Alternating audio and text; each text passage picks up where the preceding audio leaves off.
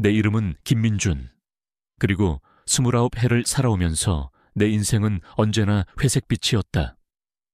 아침 7시 30분에 알람이 울리면 나는 미적지근한 공기 속에서 간신히 몸을 일으켰다. 창밖은 이미 사람들로 북적였지만 그 활기찬 소리는 나게 닿지 않는 먼 곳의 이야기 같았다. 작은 원룸은 온통 나 자신만을 위한 공간이었다. 벽에 걸린 낡은 달력은 지난 세월의 흔적을 고스란히 담고 있었고, 삐걱거리는 마루는 내가 움직일 때마다 불안한 소리를 냈다. 아침 식사는 늘 똑같았다. 찬물에 대충 헹궈 먹는 시리얼이나 어제 먹다 남은 식은 밥에 김치 한 조각. 식탁에 앉아 창밖을 내다보면 옆집에서 풍겨오는 된장찌개 냄새나 누군가 웃는 소리가 희미하게 들려왔다. 그럴 때마다 나는 왠지 모를 씁쓸함을 느꼈다. 젓가락이 그릇에 부딪히는 소리, 시계 초침이 또각거리는 소리만이 나를 둘러싼 정적을 깨뜨렸다. 그 소리들은 마치 내가 이 세상에서 유일하게 살아있는 존재라는 것을 증명이라도 하듯 나의 고독을 더욱 깊게 만들었다. 오늘은 또 뭘 해야 할까 같은 질문은 이미 오래전에 사라졌다. 그저 어제와 같은 오늘을 살고 오늘과 같은 내일을 맞이할 뿐이었다. 나는 동네 작은 편의점에서 야간 아르바이트를 했다. 늦은 밤, 손님도 없는 편의점에 앉아 오래된 잡지를 뒤적거리거나 스마트폰으로 의미 없는 기사들을 읽는 것이 일상이었다. 가끔 술 취한 손님이나 담배를 사러 오는 고등학생들이 전부였다. 그들과의 짧은 대화는 마치 내 존재를 확인하는 유일한 수단 같았다. 수고하세요 라는 한마디조차 내게는 큰 의미였다. 집으로 돌아오는 새벽길, 가로등 불빛 아래 길게 드리워진 내 그림자를 보면 나는 마치 세상에 혼자 남겨진 유령 같다는 생각을 하곤 했다. 하지만 내게도 세상에 대한 작은 희망의 끈은 있었다. 어느 비 오는 날이었다. 편의점 아르바이트를 마치고 집으로 돌아가던 길. 낡은 상가 건물 모퉁이에서 작은 울음소리가 들려왔다. 빗물에 흠뻑 젖은 상자 안에는 손바닥만 한 새끼 고양이 한 마리가 웅크리고 있었다. 털은 축축하게 젖어 있었고 작은 몸은 추위에 떨고 있었다. 나는 잠시 망설였다.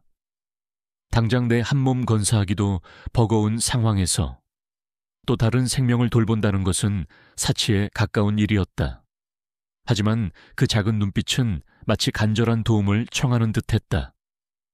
나는 나도 모르게 발걸음을 멈췄다. 주머니 속에는 아르바이트비로 받은 지폐 몇 장이 전부였다. 그중 1,000원짜리 한 장을 꺼내 24시간 편의점에서 작은 우유를 샀다. 다시 돌아가자 고양이는 여전히 그 자리에 있었다.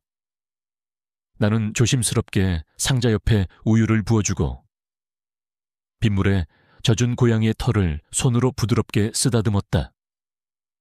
고양이는 내 손길에 몸을 비비며 가르릉거렸다. 그 순간 내 가슴 한구석에서 따뜻하고 부드러운 감정이 피어올랐다. 내게도 누군가를 보살필 수 있는 따뜻한 마음이 남아있다는 것을 깨닫게 해주는 순간이었다. 그 고양이를 집으로 데려왔을 때 내 작은 원룸은 이전과는 다른 온기를 품게 되었다. 나는 그 고양이에게 복돌이페라는 이름을 지어주었다. 복돌이는 나의 유일한 가족이자 내가 이 세상에서 외롭지 않다는 것을 증명해주는 존재가 되었다. 내 삶은 이렇게 고요하고 때로는 쓸쓸했으며 작은 고양이 한 마리가 유일한 위안이었다. 하지만 내 안에는 아무도 알지 못하는 나조차도 잊고 살았던 작은 비밀이 하나 있었다.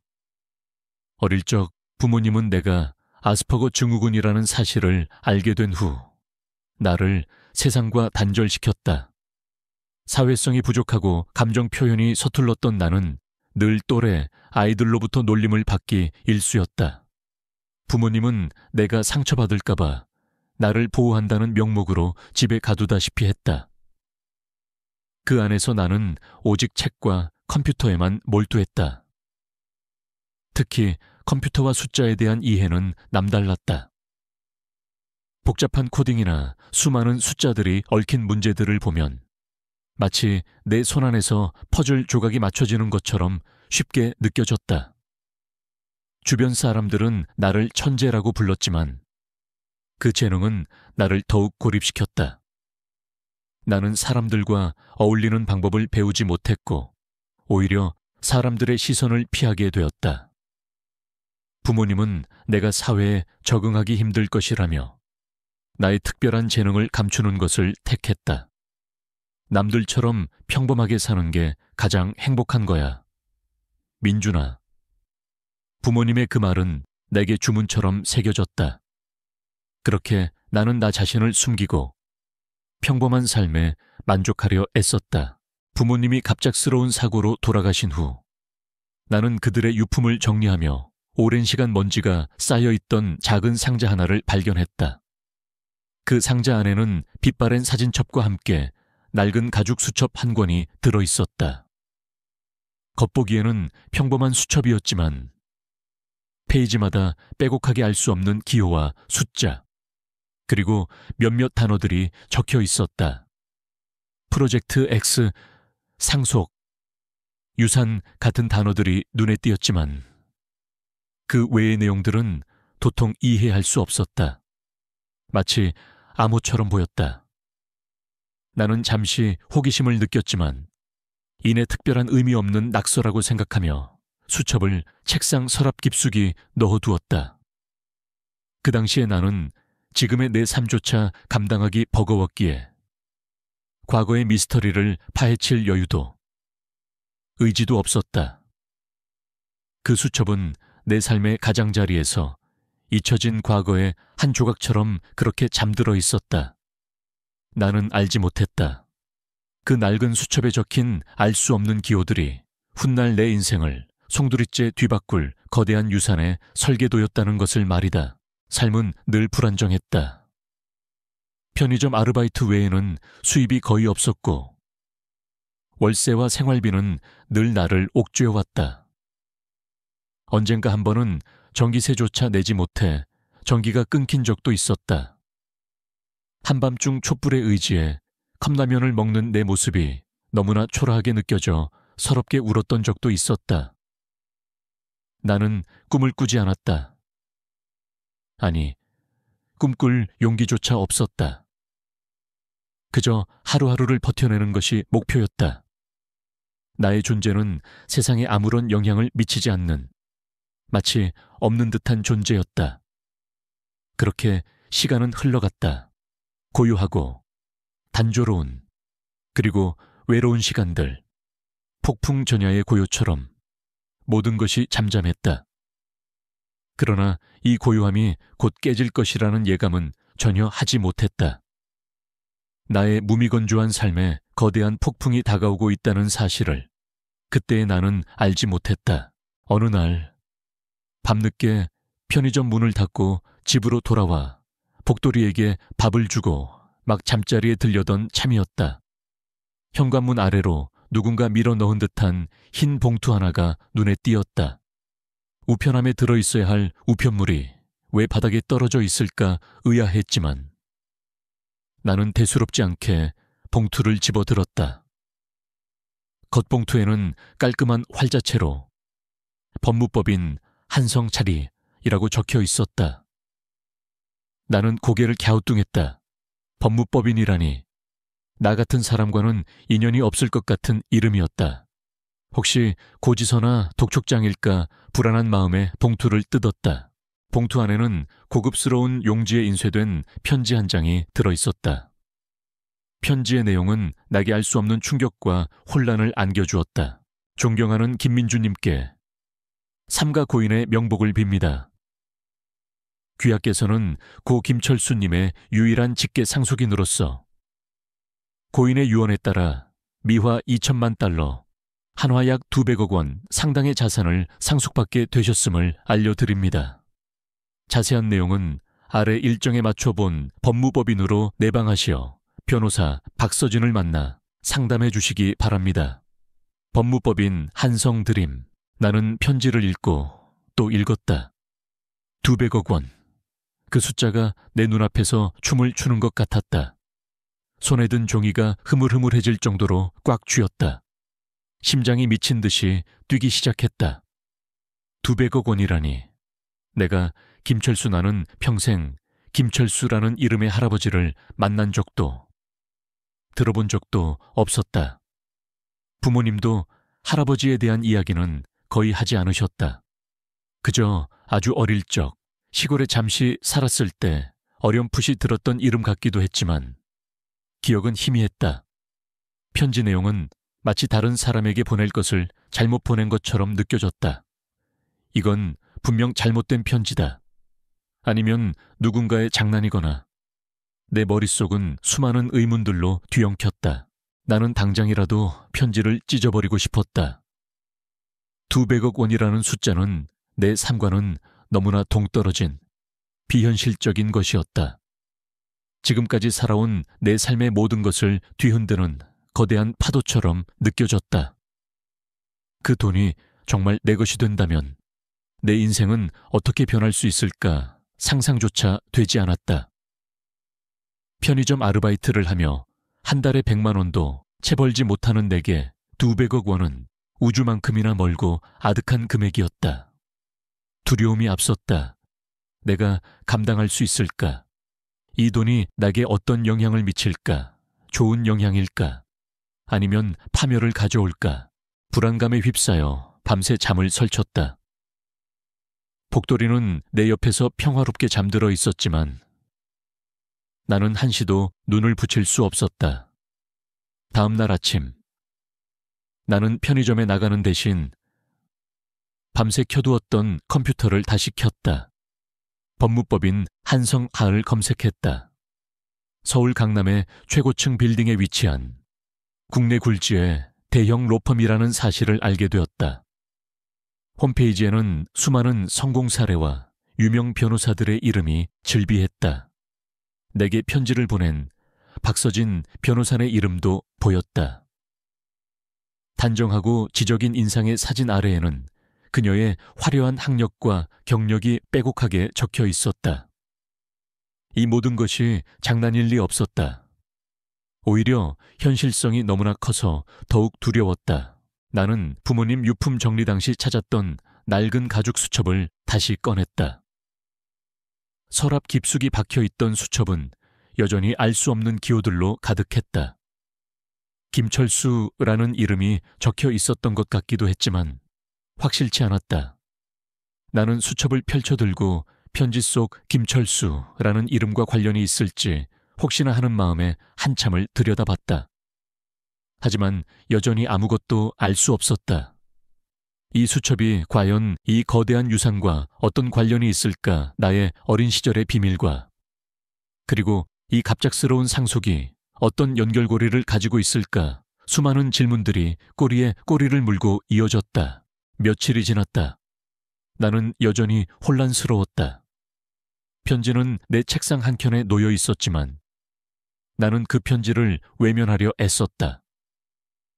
200억 원이라는 숫자는 마치 나를 시험하는 거대한 괴물 같았다. 내가 과연 이 돈을 감당할 수 있을까?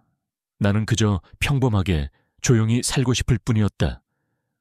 하지만 현실은 나를 가만두지 않았다. 편의점 아르바이트는 갑자기 줄어들기 시작했다. 야간 근무 시간이 절반으로 줄더니 급기야 다음 달부터는 더 이상 나를 고용하기 어렵다는 통보를 받았다. 사장님은 경기가 어려워 인력을 줄일 수밖에 없다고 미안해했지만 내게는 청천벽력 같은 소리였다. 당장 다음 달 월세와 생활비를 어떻게 감당해야 할지 막막했다. 복돌이의 사료값도 걱정이었다. 엎친 데 덮친 격으로. 과거 부모님의 병원비와 장례비 때문에 빌렸던 대출금의 상환 독촉장이 날아왔다. 미납된 이자가 불어나 원금까지 합치니 감당하기 힘든 금액이었다. 나는 궁지에 몰렸다. 더 이상 도망칠 곳이 없었다. 200억 원이라는 거액의 유산은 이제 더 이상 현실성이 없는 꿈 같은 이야기가 아니었다. 그것은 내가 직면해야 할 현실. 아니, 내가 살아남기 위해 반드시 붙잡아야 할 유일한 희망이 되었다.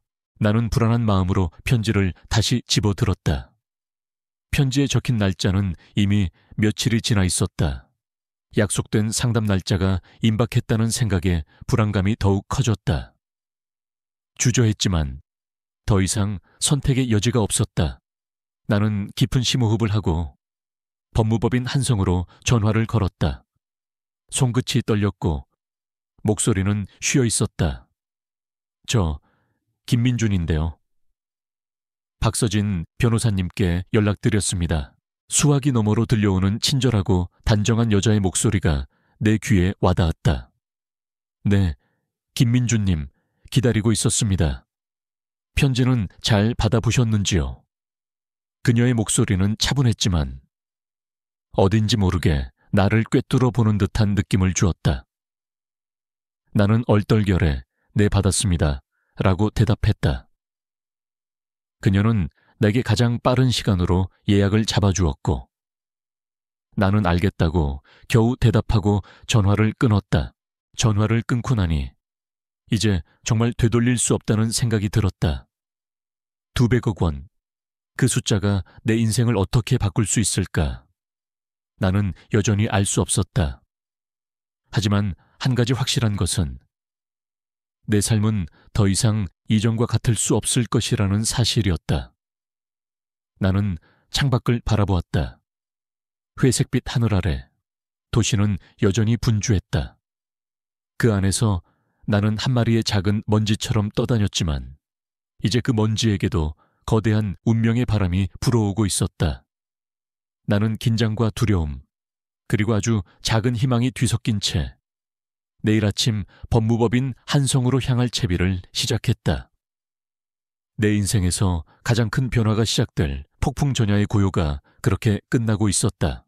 다음 날 아침 나는 잔뜩 긴장한 채 법무법인 한성으로 향했다. 면도날처럼 솟아오른 고층 빌딩들이 즐비한 강남 테헤란로 한복판에 서니 내 작은 존재가 더욱 초라하게 느껴졌다. 번화한 거리의 사람들은 저마다 바쁜 걸음으로 어디론가 향하고 있었고 나는 그들 사이에서 길을 잃은 듯 헤매고 있었다. 낡고 해진 내 옷차림은 주변에 세련된 사람들과 극명한 대비를 이루었다. 이 모든 것이 마치 나를 비웃는 듯했다. 법무법인 한성은 빌딩의 가장 높은 층에 자리하고 있었다. 엘리베이터를 타고 올라가는 동안 내 심장은 목구멍까지 차오르는 듯했다. 웅장한 로비에 들어서자마자 나는 압도적인 분위기에 숨을 들이켰다. 대리석 바닥은 광택이 흘렀고 높은 천장에서는 고급스러운 샹들리에가 빛나고 있었다. 안내데스크의 직원은 차갑고도 단정한 미소를 지으며 나를 응대했다.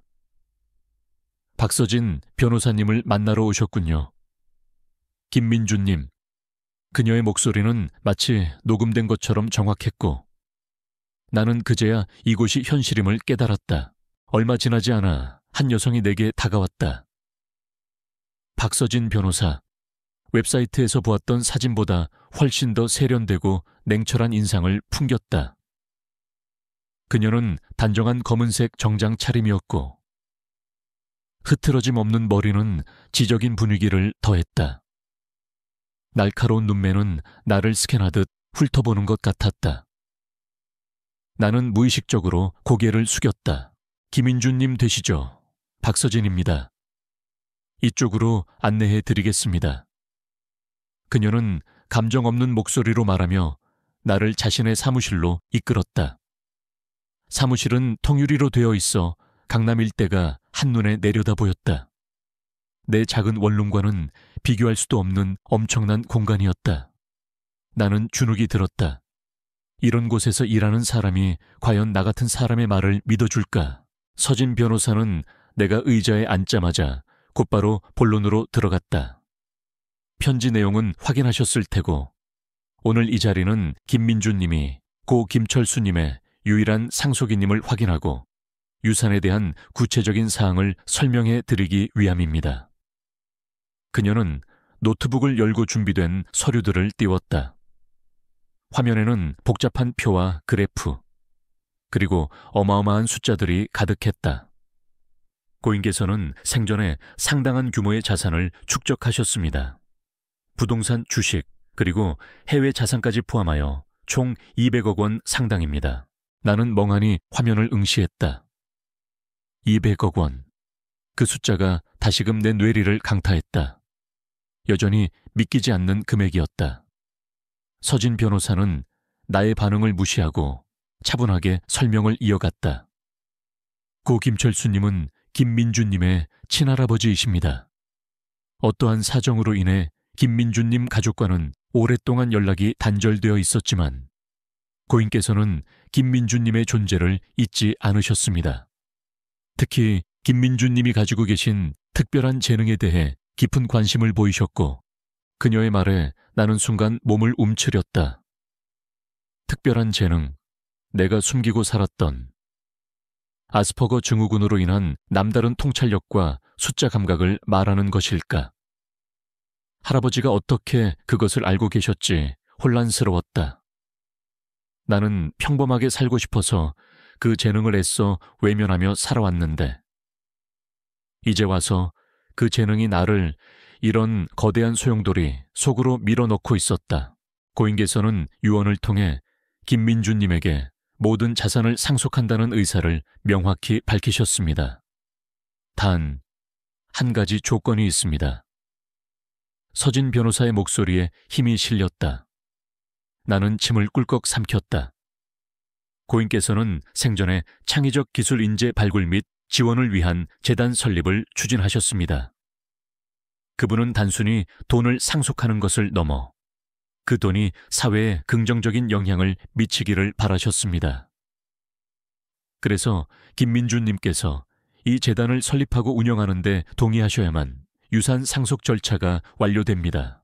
재단 설립이라니 나는 아무것도 알지 못하는 평범한 편의점 알바생일 뿐인데 막대한 돈에 대한 책임감에 더해 이제는 사회에 공헌해야 한다는 거대한 숙제까지 얹어진 기분이었다. 나는 입을 열었다. 저는 이런 거 잘 모릅니다. 저 같은 사람이 어떻게 그런 큰 돈을 관리하고 재단을 운영할 수 있겠습니까? 서진 변호사는 내 말을 끊고 단호하게 말했다. 그것은 저희 법무법인에서 도와드릴 것입니다. 고인께서는 김민주님이 재단을 잘 운영할 수 있도록 모든 지원을 아끼지 말라고 유언에 명시하셨습니다. 저희는 김민주님을 법률적으로 그리고 실무적으로 전폭 지원할 것입니다. 그녀의 눈빛은 흔들림이 없었다. 마치 이미 모든 것을 결정해둔 것처럼 보였다. 그때 사무실 문이 갑자기 벌컥 열렸다. 아니, 서진아 대체 누구에게 200억 원이라는 거액을 주겠다는 거야. 사무실 안으로 거칠게 들어선 남자는 중년의 나이로 보였다. 번지르르한 수트를 입었지만 얼굴에는 탐욕스러운 기색이 역력했다. 나는 그가 누구인지 직감적으로 알 수 있었다. 편지 속에서 보았던 김철수 할아버지의 유산에 눈독을 들이고 있는 인물. 바로 김진우, 나의 먼 친척이자 할아버지의 조카였다. 그는 나를 훑어보더니 경멸 가득한 시선으로 코웃음을 쳤다. 이게 대체 누구야 이런 촌뜨기가 김철수 할아버지의 유산을 상속받는다고. 서진아, 너 제정신이야. 김철수 할아버지의 유일한 피부티는 나. 김진우라고 내가 할아버지의 유산을 관리해야 마땅해. 진우는 서진 변호사를 향해 소리쳤다. 그의 목소리에는 분노와 함께 알 수 없는 조급함이 묻어 있었다. 서진 변호사는 차분하게 응대했다. 김진우 이사님, 미리 약속된 미팅이 진행 중입니다. 그리고 고인의 유언장은 명백하게 김민주님을 유일한 상속인으로 지목하고 있습니다. 유언장 웃기는 소리, 그 늙은이가 제정신으로 썼을 리가 없어. 분명 저런 애송이가 할아버지를 홀려서 유언장을 조작했을 거야. 안 그래, 너? 이 자식 어디서 네가 감히 김철수 할아버지의 유산을 가로채려고 해. 진우는 나를 향해 손가락질하며 거친 말을 쏟아냈다. 그의 눈은 분노로 이글거렸다. 나는 몸이 굳어 아무 말도 할 수 없었다. 평생 이런 직접적인 비난과 적대감을 느껴본 적이 없었다. 심장이 쿵쾅거렸고 손발이 차가워졌다. 나는 그저 고개를 숙이고 그의 시선을 피하려 애썼다. 나의 사회성 부족은 이런 상황에서 더욱 여실히 드러났다. 나는 어떻게 반응해야 할지, 무엇이라고 말해야 할지 알 수 없었다. 진우는 내가 아무 말도 하지 못하는 것을 보고 더욱 기고만장해졌다. 봐라. 서진아, 저런 멍청이가 뭘 할 수 있겠어. 재단 설립 웃기고 있네. 저런 애송이가 우리 집안의 명예를 더럽히는 꼴은 못 봐. 내가 정식으로 유언 무효 소송을 제기할 거야. 그리고 저 돈은 내 것이 될 거다. 그의 목소리는 확신에 차 있었다. 그는 내가 아무것도 모르는 바보라고 생각하는 듯 했다. 서진 변호사는 미간을 찌푸렸다. 이사님, 법적인 절차에 따라 진행될 것입니다. 그리고 저는 김철수님의 유언 집행인으로서 고인의 뜻을 따를 의무가 있습니다. 고인의 뜻 빌어먹을 고인의 뜻은 내가 이 집안을 일으켜 세우는 거였어. 내가 사업을 확장해야 할 시기에 웬 뜬금없는 유산 상속이라니. 당장 저 애송이를 내쫓아 그렇지 않으면 너도 가만두지 않을 거야. 진우는 서진 변호사에게 위협적인 말을 던졌다. 그는 자신의 욕망을 숨기지 않았다. 그때였다.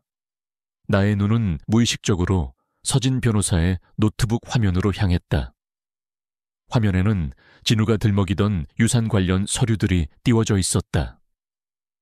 그 중에는 김철수 할아버지의 재산 목록과 함께 그가 진행했던 몇몇 투자 프로젝트 보고서가 있었다.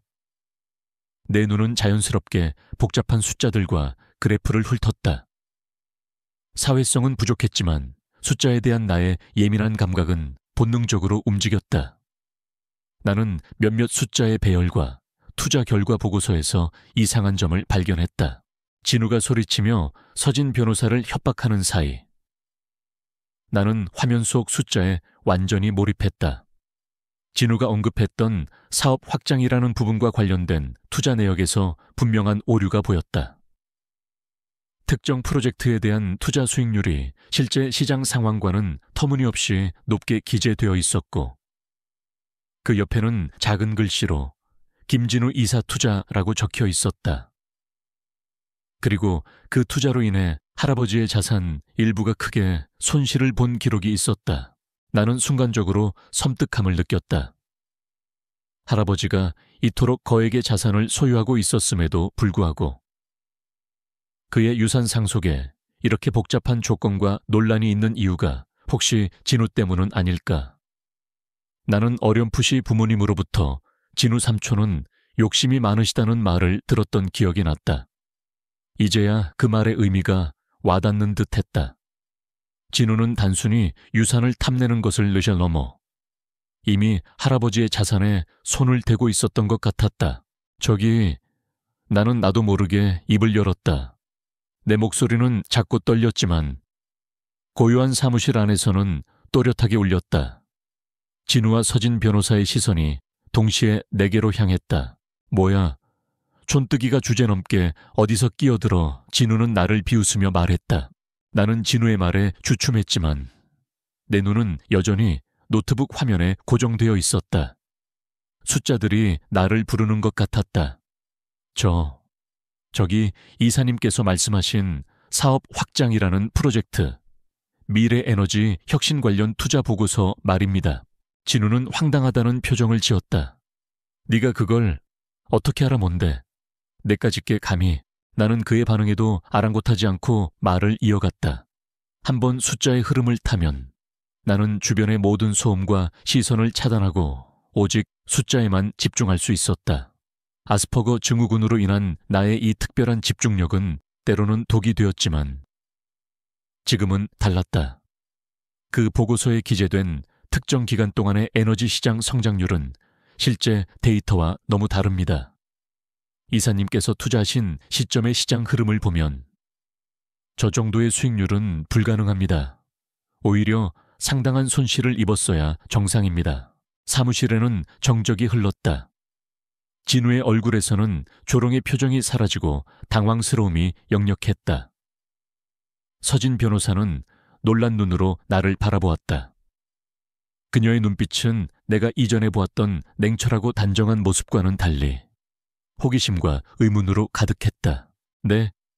네가 뭘 안다고 짓거려 감히 어디서 거짓말을 지누는 당황한 기색을 감추려 애쓰며 소리쳤지만 그의 목소리에는 이미 동요가 섞여 있었다. 그는 내게 다가와 노트북 화면을 가로막으려 했다.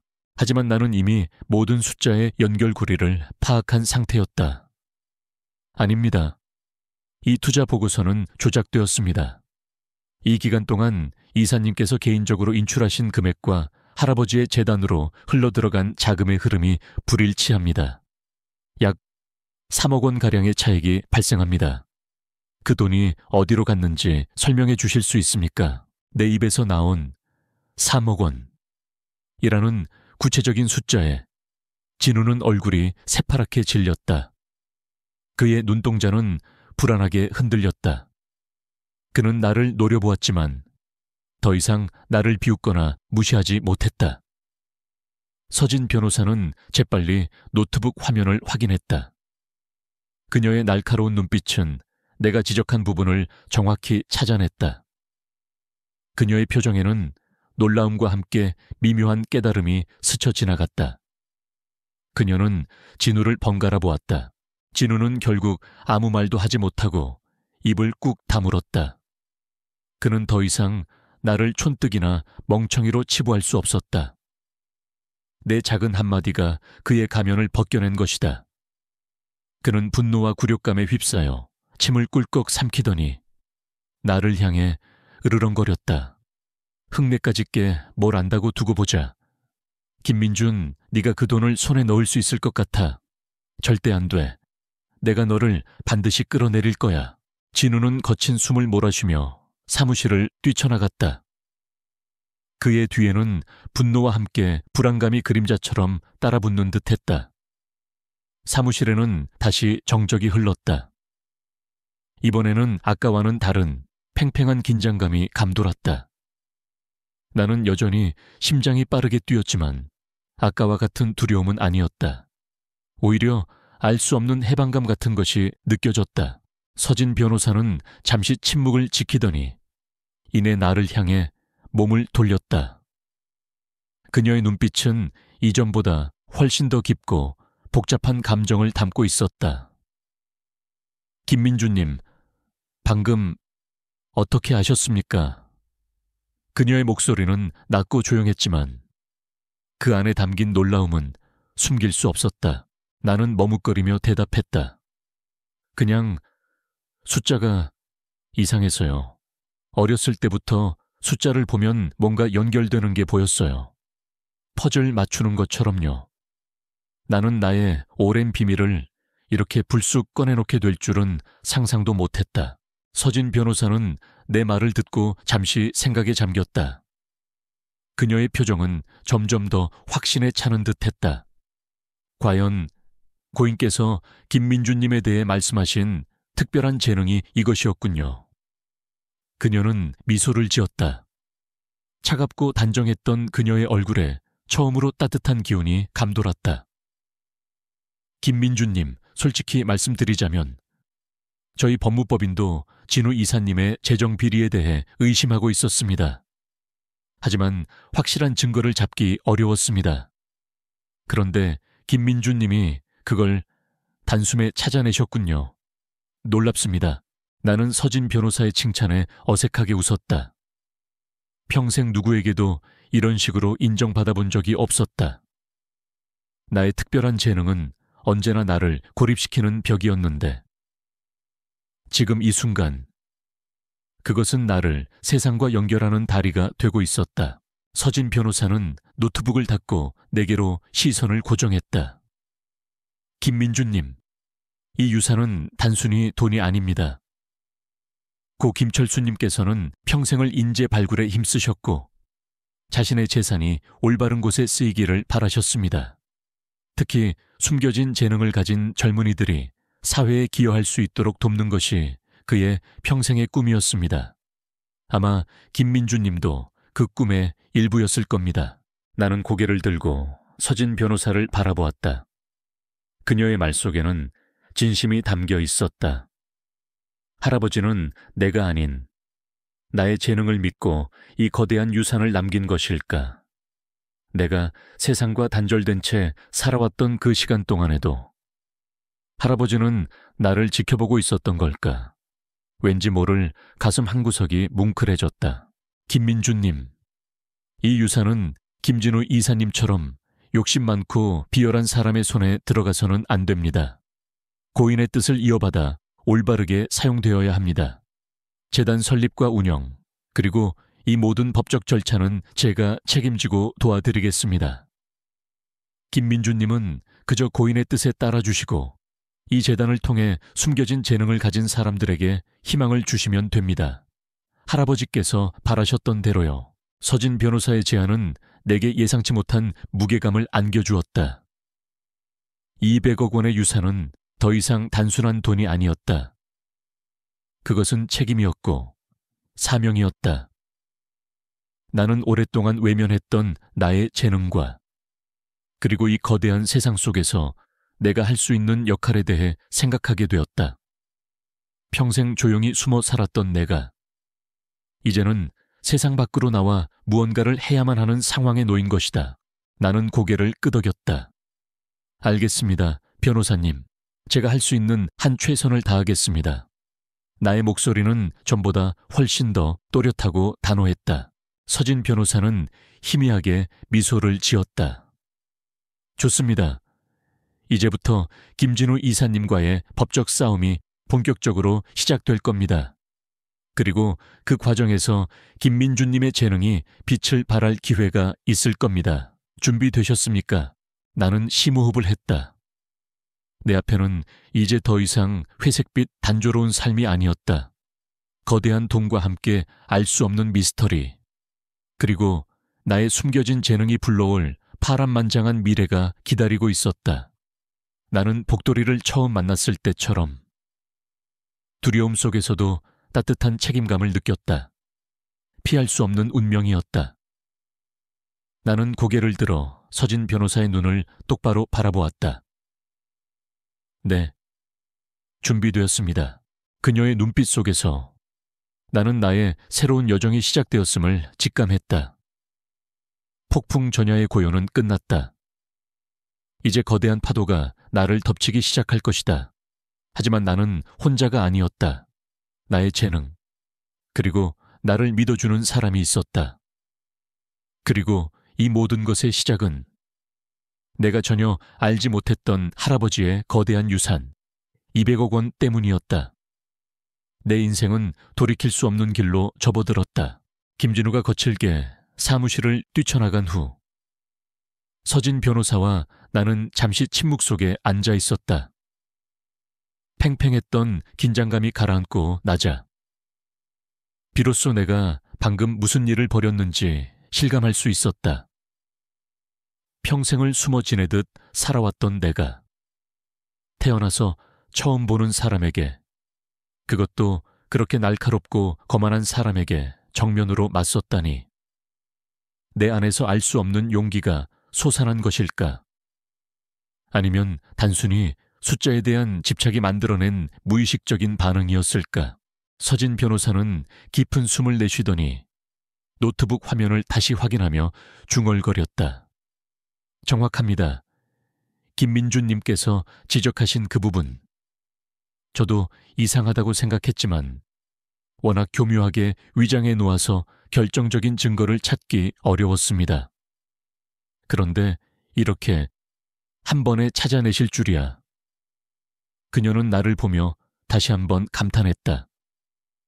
그 눈빛은 이제는 더 이상 의심이나 호기심이 아닌 명확한 신뢰를 담고 있었다. 김철수 회장님께서 김민주님을 왜 그렇게 신뢰하셨는지 알 것 같습니다. 나는 어색하게 웃었다. 그냥 숫자들이 서로 어긋나는 게 느껴졌어요. 마치 잘못된 퍼즐 조각처럼요. 나는 아직도 나의 재능을 타인에게 설명하는 것이 익숙하지 않았다. 세상은 나와 같은 사람을 이해하려 하지 않았으니까. 김민주님, 이 재능은 숨길 필요가 없습니다. 오히려 빛을 발해야 할 재능입니다. 특히 지금처럼 김진우 이사님처럼 불순한 의도를 가진 사람들이 많을 때 김민주님의 능력은 더욱 중요해질 겁니다. 서진 변호사의 목소리에는 단호함이 묻어 있었다. 그녀는 내게 따뜻한 차 한 잔을 내밀었다. 우선 진정하시고 앞으로의 계획에 대해 논의하시죠. 김진우 이사님은 분명 유언 무효 소송을 제기할 겁니다. 그에 대한 대비를 해야 합니다. 나는 차를 한 모금 마셨다. 따뜻한 차가 내 몸속으로 스며들자 긴장했던 몸이 조금씩 풀리는 것 같았다. 서진 변호사는 차분하게 앞으로의 법적 절차와 예상되는 진우의 공세에 대해 설명했다. 그녀의 설명은 명확하고 논리적이었다. 나는 그녀의 전문성과 확고한 태도에 점차 신뢰를 느끼기 시작했다. 김진우 이사님은 김철수 회장님의 조카로서 회장님 생전에 재단 이사를 맡아 재산 관리에도 일부 관여했습니다. 그 과정에서 자신의 사업을 위해 회장님의 자산을 유용하거나 부당하게 이득을 취하려는 시도를 여러 차례 한 것으로 보입니다. 이번 유산 상속건도 그에게는 큰 걸림돌이 되는 거죠. 서진 변호사는 차분하게 진우의 배경에 대해 설명했다. 나는 고개를 끄덕였다. 그럼 저번에 제가 찾아낸 그 3억 원도 네, 분명히 그렇습니다. 그것은 빙산의 일각일 가능성이 높습니다. 김진우 이사님은 이미 오래전부터 회장님의 자산을 탐내왔고 교묘한 방법으로 자신의 이익을 챙겨왔을 겁니다. 회장님께서 김민주님에게 유산을 남기신 것도 단순히 혈연 때문만은 아닐 겁니다. 김민주님의 이 특별한 능력을 통해 김진우 이사님의 비리를 밝혀내고 재단이 올바르게 운영되기를 바라셨을 것입니다. 할아버지의 깊은 뜻을 알게 되자 내 어깨는 더욱 무거워졌다. 단순히 돈을 상속받는 문제가 아니었다. 할아버지의 유지를 받들어 잘못된 것을 바로잡고 그분이 꿈꿨던 재단을 올바르게 세워야 한다는 책임감이 느껴졌다. 나는 평생 느껴보지 못했던 종류의 책임감이었다. 두려웠지만 동시에 왠지 모를 사명감이 내 안에서 피어올랐다. 제가 뭘 하면 될까요? 나는 서진 변호사에게 물었다. 서진 변호사는 미소를 지었다. 우선 김민주님께서는 김철수 회장님의 재산 목록과 그동안의 모든 거래 내역을 검토해 주셔야 합니다. 저희 법무법인에서 확보한 자료들을 모두 드릴 겁니다. 그리고 의심스러운 부분이 발견되면 언제든지 제게 알려주세요. 김민주님의 능력이 저희에게는 가장 강력한 무기가 될 겁니다. 그날부터 나의 삶은 180도 바뀌었다. 매일 아침 일찍 서진 변호사의 사무실로 출근했다. 그녀는 내게 별도의 공간을 마련해 주었고 나는 그곳에서 김철수 할아버지의 방대한 자료들을 검토하기 시작했다. 수많은 서류, 복잡한 재무제표, 이해하기 어려운 계약서들이 산더미처럼 쌓여 있었다. 처음에는 막막했다. 하지만 복도리를 처음 돌봤을 때처럼 포기하지 않고 하나하나 집중해서 보기 시작했다. 나는 자료들을 꼼꼼히 살폈다. 숫자의 흐름을 따라가고 숨겨진 의미를 파악하려 애썼다. 엑셀 파일 속에 미세한 오차, 계약서의 모호한 문구, 은행 거래 내역의 불규칙성 등 보통 사람이라면 놓칠 만한 작은 단서들을 찾아냈다.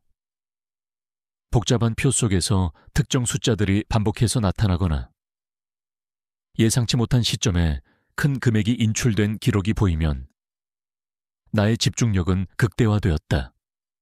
주변의 모든 소음이 사라지고 오직 숫자와 나만이 존재하는 듯 했다.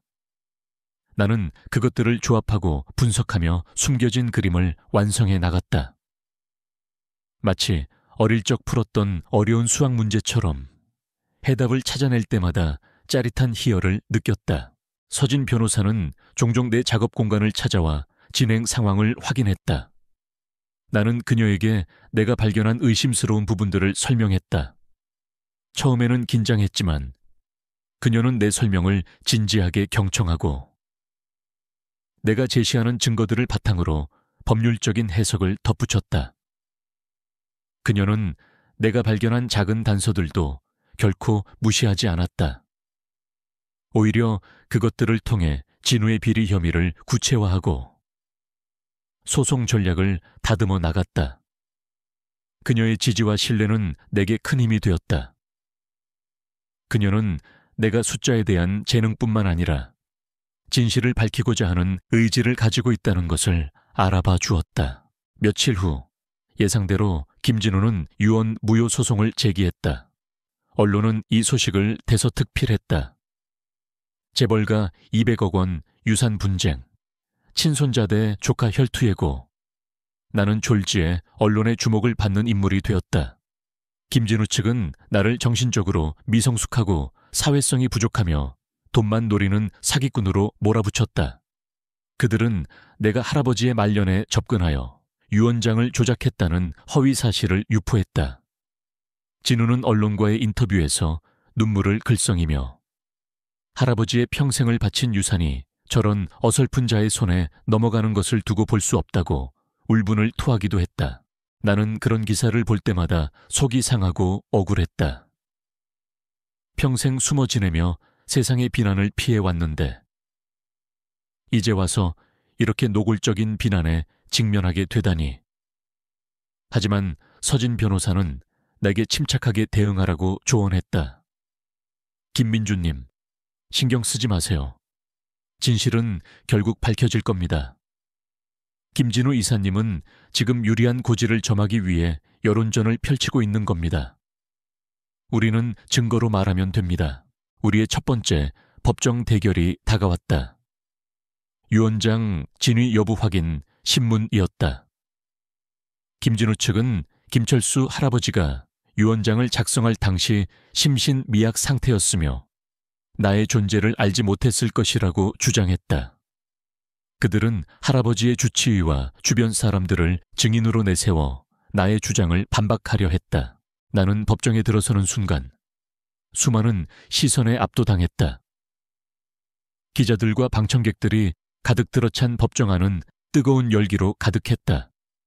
김진우는 변호사와 함께 당당한 모습으로 앉아 나를 비웃는 듯한 시선을 보냈다. 나의 심장은 다시 격렬하게 뛰기 시작했다. 손에는 땀이 흥건했다. 나는 복도리를 생각했다. 복도리를 지키기 위해서라도 나는 여기서 무너지면 안 되었다. 재판이 시작되고 진우 측 변호사는 할아버지의 주치의를 증인으로 내세웠다. 주치의는 할아버지가 유언장 작성 당시 치매 증세로 인해 판단력이 흐려져 있었다고 증언했다. 뒤이어 진우의 측근들이 나와 할아버지가 생전에 내 대해 언급한 적이 없으며 오히려 진우에게 재산을 물려줄 의사를 내비쳤다고 거짓 증언을 했다. 그들의 증언은 교묘하게 사실을 왜곡하고 있었다. 나는 그들의 말을 듣고 울컥했지만 서진 변호사는 침착하게 반대 신문을 이어갔다. 하지만 진우 측 변호사는 노련하게 증인들을 보호하며 서진 변호사의 질문을 막아냈다. 재판은 진우 측에게 유리하게 흘러가는 듯했다. 방청석에서는 웅성거리는 소리가 들렸고 기자들은 끊임없이 카메라 플래시를 터뜨렸다. 그때 나의 눈은 서진 변호사가 제시한 증거 자료들 중 한 가지에 꽂혔다. 그것은 할아버지의 진료 기록이었다. 진우 측 변호사가 제시한 주치의의 증언과는 달리 진료 기록에는 할아버지가 유언장을 작성한 시점에 비교적 명료한 정신 상태를 유지하고 있었으며 복잡한 경제활동에 대한 지시도 내렸다는 내용이 포함되어 있었다. 나는 서진 변호사의 옆구리를 살짝 쳤다. 그녀가 고개를 돌리자 나는 재빨리 진료 기록의 특정 부분을 손가락으로 가리켰다. 변호사님, 여기 보세요. 주치의는 할아버지께서 치매 증세가 있었다고 했지만 이 진료 기록에는 유언장 작성 2주 전에 할아버지께서 중요한 해외 투자건에 대해 직접 지시를 내리셨다고 되어 있습니다. 치매 환자가 이렇게 복잡한 금융 거래를 지시할 수는 없습니다. 서진 변호사의 눈이 번쩍 뜨였다. 그녀는 내가 가리킨 부분을 재빨리 확인하고는 놀란 표정을 지었다. 그녀는 즉시 재판장에게 발언권을 요청했다. 재판장님, 증인에게 다시 질문하겠습니다. 재판장은 허락했고 서진 변호사는 주치의를 향해 날카롭게 물었다. 증인, 방금 진술하신 내용과 달리 고 김철수 회장님께서는 유언장 작성 2주 전에 해외 투자건에 대해 상세한 지시를 내리신 기록이 있습니다. 치매 증세로 판단력이 흐려진 환자가 어떻게 그처럼 복잡한 지시를 내릴 수 있습니까? 주치의는 당황했다. 얼굴이 하얗게 질리며 눈동자가 흔들렸다. 그는 땀을 흘리며 더듬거렸다. 그것은 일시적인 호전 증상이었을 수도 있습니다. 일시적인 호전 증상으로 200억 원이 걸린 해외 투자건을 결정할 수 있단 말입니까? 서진 변호사는 날카롭게 파고들었다. 주치의는 더 이상 대답하지 못하고 고개를 숙였다. 진우 측 변호사는 상황이 불리하게 돌아가자 당황하며 이의를 제기했지만 재판장은 서진 변호사의 질문이 타당하다고 판단했다. 나의 작은 지적 하나가 법정의 분위기를 완전히 뒤바꾼 것이다. 방청객들 사이에서는 웅성거리는 소리가 더욱 커졌다. 기자들은 서진 변호사와 나를 번갈아 찍으며 뭔가를 열심히 기록했다. 진우는 분노에 찬 얼굴로 나를 노려보았다. 그의 눈빛에는 이전의 경멸 대신 이제는 노골적인 증오와 경계심이 서려 있었다. 그는 내가 단순한 촌뜨기가 아니라는 사실을 깨달은 듯했다. 나의 특별한 재능이 드디어 세상에 드러나는 순간이었다. 그날의 신문은 나의 승리로 끝났다. 재판장은 할아버지가 유언장을 작성할 당시 심신미약 상태가 아니었음을 인정할 여지가 크다고 판단하며 다음 기일에 진우 측이 더 명확한 증거를 제시하지 못하면 유언장은 유효함을 잠정적으로 인정하겠다고 밝혔다. 법정을 나서자마자 기자들은 나에게 달려들어 질문을 쏟아냈다. 나는 어색하게 고개만 숙였지만 서진 변호사는 능숙하게 기자들을 막아서며 나를 보호했다. 김민준님, 정말 대단하십니다. 서진 변호사는 법원 건물을 나서며 내게 말했다. 어떻게 그렇게 정확히 찾아내셨죠? 저도 미처 발견하지 못했던 부분이었는데 나는 쑥스러워하며 말했다. 그냥 숫자들이 너무 튀었어요. 다른 숫자들과 어울리지 않는다고 해야 할까요? 서진 변호사는 웃었다. 그것이 바로 김민준님의 재능입니다. 김진우 이사님은 이제 김민준님을 절대 만만히 보지 못할 겁니다. 오히려 더 강력한 방식으로 나올 수도 있습니다. 하지만 걱정 마세요. 제가 있습니다. 그리고 이제 김민준님께서도 자신감을 가지셔야 합니다. 이 유산은 김민준님의 것입니다. 그리고 김민준님은 그것을 지킬 능력이 있습니다. 그녀의 말은 내게 큰 위로와 용기를 주었다. 나는 이제 더 이상 혼자가 아니었다. 나를 믿어주고 지지해주는 사람이 있다는 사실은 이 거대한 싸움 속에서 내가 버틸 수 있는 힘이 되었다. 나는 하늘을 올려다보았다. 회색빛 하늘은 여전히 그 자리에 있었지만 내 마음속에는 희미하게나마 푸른빛이 번지는 것 같았다. 나의 숨겨진 재능이 세상 밖으로 드러나는 순간 나의 삶은 새로운 전환점을 맞이했다. 평범한 편의점 알바생 김민주는 더 이상 존재하지 않았다. 이제 나는 김철수 할아버지의 유지를 받들어 진실을 밝히고 세상에 선한 영향력을 펼칠 새로운 길을 걷게 된 것이다. 그 길은 험난하겠지만 나는 더 이상 두렵지 않았다. 나의 어깨에 놓인 책임감은 이제 나를 앞으로 나아가게 하는 원동력이 되었다. 법정에서의 첫 승리 이후 나의 삶은 더욱 빠르게 변화하기 시작했다. 김진우는 내가 예상했던 것보다 훨씬 더 교활하고 집요했다. 그는 유언 무효 소송을 계속 진행하면서 동시에 나를 사회적으로 매장하려는 시도를 멈추지 않았다. 언론을 통해 나의 과거, 즉 내가 아스퍼거 증후군을 앓았다는 사실을 교묘하게 흘리며 나를 정신적으로 불안정한 인물로 묘사했고 부모님의 갑작스러운 죽음을 들먹이며 내가 불행한 과거를 이용해 동정심을 얻으려 한다는 식의 악성 루머를 퍼뜨렸다.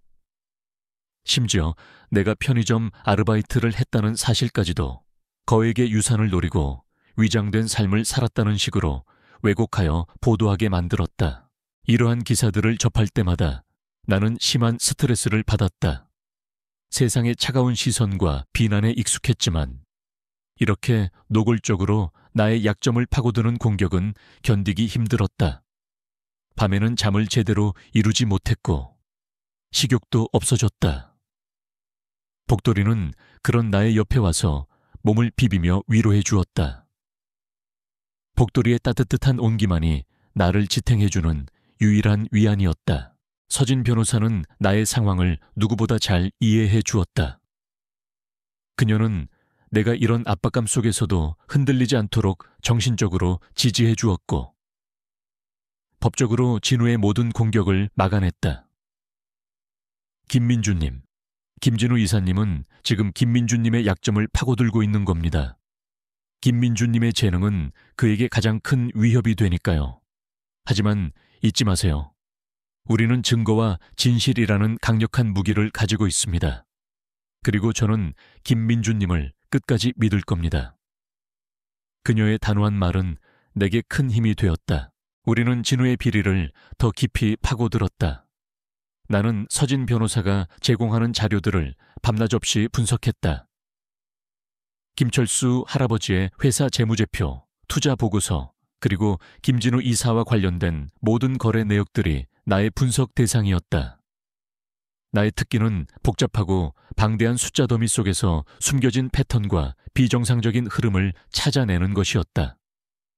나는 김진우가 수년간 할아버지의 자산을 어떻게 빼돌렸는지, 어떤 방식으로 회계 장부를 조작했는지, 그리고 어떤 허위 투자를 통해 이득을 취했는지에 대한 명확한 증거들을 하나둘씩 찾아내기 시작했다. 특히 S프로젝트고라는 이름의 해외 투자건에서 진우의 대규모 비리가 포착되었다.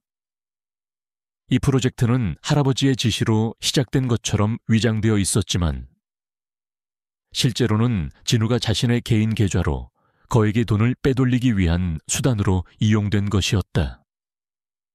그는 여러 개의 페이퍼 컴퍼니를 만들어 자금을 세탁했고 복잡한 해외 법률을 이용해 추적을 어렵게 만들었다. 하지만 나의 눈은 그 복잡한 그물망 속에서도 돈의 흐름을 정확히 꿰뚫어 보았다. 나는 수많은 서류와 데이터 속에서 단 0.1%의 오차도 허용하지 않는 나의 분석 능력을 최대한 발휘했다. 서진 변호사는 내가 찾아낸 증거들을 바탕으로 진우를 압박하기 시작했다. 그녀는 그가 설립한 페이퍼 컴퍼니들의 실체를 밝혀내고 자금 세탁의 흔적을 추적했다. 그녀의 날카로운 질문과 나의 정확한 증거 제시가 어우러지자 진우는 점차 궁지에 몰렸다. 그는 더 이상 언론 플레이나 허위사실 유포만으로는 상황을 모면할 수 없다는 것을 깨달았다. 진우는 이제 공개적인 방식으로 나를 끌어내리려 했다. 그는 언론을 통해 내게 공개적인 재무능력 검증안을 요구했다. 김민준이 정말 할아버지의 유산을 관리할 능력이 있다면 대중 앞에서 그 능력을 증명해야 할 것이다. 나는 김철수 회장님의 조카로서 이 유산이 올바르게 사용될 수 있도록 검증을 요구한다. 그의 주장은 대중에게는 그럴듯하게 들렸다. 그들은 내가 정말로 유산을 관리할 능력이 있는지 궁금해하기 시작했다. 서진 변호사는 처음에는 반대했다. 김민주님, 이건 함정입니다. 김진우 이사님은 김민주님을 압박하고 혼란에 빠뜨리려는 겁니다. 이런 공개적인 자리에서 예상치 못한 변수가 생길 수 있습니다. 하지만 나는 고집을 부렸다. 변호사님, 피할 수 없습니다. 제가 이 재능을 세상에 드러내지 않는다면 김진우는 계속 저를 공격할 겁니다. 그리고 할아버지의 뜻도 제대로 이룰 수 없을 겁니다. 저는 저를 믿습니다. 내 눈빛에서 강한 의지를 읽었는지. 서진 변호사는 결국 내 의견에 동의했다. 알겠습니다. 하지만 철저하게 준비해야 합니다. 이 대결은 단순히 재산을 걸고 하는 싸움이 아닙니다. 김민주님의 명예와 할아버지의 유지를 지키는 싸움입니다. 공개적인 재무능력 검증의 장은 한 방송사의 스튜디오에서 마련되었다. 전국으로 생중계되는 토론 프로그램 형식으로 진행될 예정이었다. 진우는 이 기회를 이용해 나를 완전히 짓밟을 생각이었을 것이다. 그는 이미 방송국에 자신의 측근들을 심어놓았고 내게 불리한 질문들을 유도할 계획을 세웠다. 검증 당일 스튜디오는 취재진과 관계자들로 발 디딜 틈이 없었다.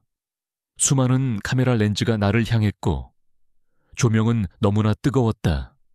나는 난생 처음 겪는 이런 분위기에 온몸이 얼어붙는 것 같았다. 사회성은 부족했지만 나는 평생 남들의 시선을 의식하며 살아왔다.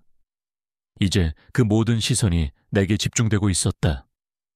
내 손은 차갑게 식었고 심장은 미친 듯이 뛰었다. 무대에는 나와 김진우, 그리고 서진 변호사와 진우의 변호사가 나란히 앉았다. 사회자는 긴장감 넘치는 분위기를 조성하며 검증의 시작을 알렸다. 진우는 여유로운 미소를 지으며 나를 비웃는 듯한 시선을 보냈다. 그는 내가 이 자리에서 무너질 것이라고 확신하는 듯했다. 첫 번째 질문은 나의 학력과 경력에 관한 것이었다. 김민주님은 고졸 학력에 편의점 아르바이트 경력이 전부라고 들었습니다. 과연 200억 원이라는 거액의 자산을 관리하고 재단을 운영할 만한 전문성이 있다고 보십니까? 진우 측 변호사는 비꼬는 듯한 어조로 질문했다. 나는 잠시 망설였다. 내 학력과 경력은 늘 나의 약점이었다.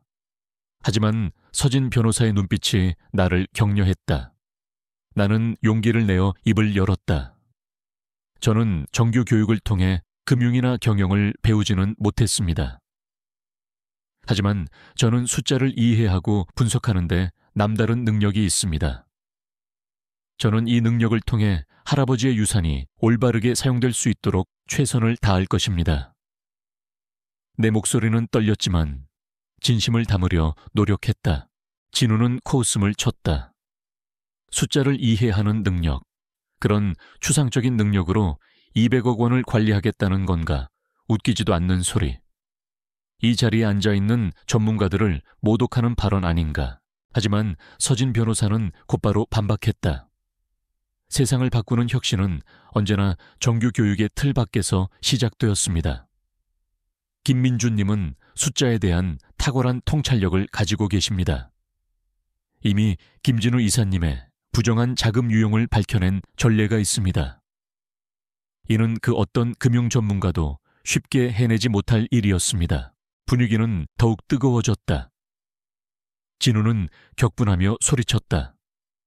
말장난하지 마라. 그렇다면 직접 증명해봐라. 우리는 김철수 회장님이 생전에 진행하려 했던 글로벌 아이 스타트업 투자 프로젝트에 대한 재무 분석을 진행할 예정이다. 회장님이 돌아가시면서 미완으로 남았던 프로젝트다. 이 자리에 있는 전문가들도 난색을 표할 만큼 복잡하고 어려운 프로젝트다. 만약 네가 이 프로젝트의 잠재적 위험성과 수익성을 정확히 분석해낼 수 있다면, 그리고 우리가 제시하는 복잡한 투자 계획서의 오류를 찾아낼 수 있다면, 내가 더 이상 유산에 대한 권리를 주장하지 않겠다. 주어진 시간은 단 10분이다. 김진우의 제안에 스튜디오 안은 술렁거렸다. 사회자조차 놀란 표정이었다. 10분 안에 미완의 거대 프로젝트에 대한 재무 분석을 해내라는 것은 사실상 불가능한 요구였다. 그것도 공개적인 자리에서 수많은 사람들의 시선이 집중된 가운데 말이다. 이는 나를 시험하는 것을 넘어 나를 완전히 좌절시키려는 잔인한 시험이었다. 진우의 얼굴에는 승리에 대한 확신이 가득했다. 그는 내가 이 자리에서 무너져 내리는 모습을 상상하며 즐거워하는 듯 했다. 서진 변호사는 내 얼굴을 보았다. 그녀의 눈빛은 걱정으로 가득했다. 김민주님, 이건 너무 무리입니다. 10분은 말도 안 되는 시간입니다. 거부하세요. 하지만 나는 그녀의 말을 들을 수 없었다. 내 눈은 이미 무대 중앙에 놓인 거대한 화면에 띄워진 글로벌 AI 스타트업 투자 프로젝트의 복잡한 보고서로 향하고 있었다. 수많은 숫자, 그래프, 그리고 영어로 된 전문 용어들이 뒤섞여 있었다. 나의 심장은 여전히 뛰고 있었지만 이상하게도 두려움 대신 알 수 없는 흥분이 느껴졌다. 마치 어릴 적 처음으로 나나야 한 퍼즐을 마주했을 때처럼 나의 분석 본능이 깨어나는 듯했다. 나는 마이크를 잡고 떨리는 목소리로 말했다. 좋습니다. 김진우 이사님, 제가 그 도전을 받아들이겠습니다. 진우의 얼굴에서 미소가 사라졌다. 그는 내가 도전을 받아들일 줄은 상상도 못한 듯했다. 사회자는 카운트다운을 시작했다. 자, 김민주님의 10분간의 재무능력 검증이 지금부터 시작됩니다. 시작. 타이머가 째깍거리며 움직이기 시작했다. 나는 눈을 감고 심호흡을 했다. 그리고 눈을 떴을 때 나의 시야는 오직 화면 속 숫자들에만 집중되었다. 주변의 모든 소음, 카메라 플래시, 사람들의 시선은 모두 사라졌다. 나는 거대한 프로젝트 보고서의 첫 페이지부터 빠르게 훑어 내려갔다. 숫자들이 내 눈앞에서 살아 움직이는 듯했다. 나는 화면 속의 모든 정보를 스펀지처럼 빨아들였다. AI 기술 시장의 현재 동향, 예상 성장률, 각 스타트업의 재무 상태, 투자 유치 내역, 그리고 할아버지께서 직접 남기신 주석들까지. 나의 뇌는 이 모든 정보를 초고속으로 처리하며 연결고리를 찾아냈다. 김진우 측에서 일부러 숨겨놓은 듯한 미세한 함정들과 불일치들도 나의 눈에는 확연히 보였다. 나는 손에 든 펜을 쥔 채 옆에 놓인 빈 노트에 빠르게 핵심 키워드와 숫자들을 기록해 나갔다. 나의 손은 생각보다 훨씬 빠르게 움직였다. 내가 이토록 완벽하게 집중할 수 있는 순간이 또 있을까 싶었다. 아스퍼거 증후군으로 인한 나의 이 비범한 집중력과 패턴 인식 능력은 지금 이 순간 극한의 압박 속에서 최대치로 발휘되고 있었다. 시간은 빠르게 흘러갔다. 10분이라는 시간이 이렇게 짧게 느껴진 적은 없었다. 5분, 3분. 나의 입에는 땀방울이 송골송골 맺혔다. 손은 빠르게 움직였지만 머릿속은 더욱 빠르게 회전했다. 나는 단순히 숫자를 보는 것을 넘어 그 숫자들 뒤에 숨겨진 의도와 미래를 예측하려 애썼다. 할아버지의 필체로 적힌 작은 주석들이 문득 나의 눈에 들어왔다. 그 안에는 미래 AI 기술에 대한 그의 깊은 통찰력과 함께 예상치 못한 위험 요소에 대한 경고가 담겨 있었다. 남은 시간 1분. 나는 마지막으로 핵심적인 부분을 다시 한번 확인했다. 김진우가 교묘하게 조작해 놓았던 몇몇 예측 수익률과 리스크 분석 보고서의 오류가 명확하게 보였다. 그는 일부러 특정 부분의 리스크를 축소하고 예상 수익률을 과장하여 프로젝트의 성공 가능성을 부풀려 놓았던 것이다. 할아버지가 이 프로젝트를 미완으로 남긴 이유, 그리고 나에게 이 유산을 남긴 진정한 의미가 이제야 명확하게 다가왔다.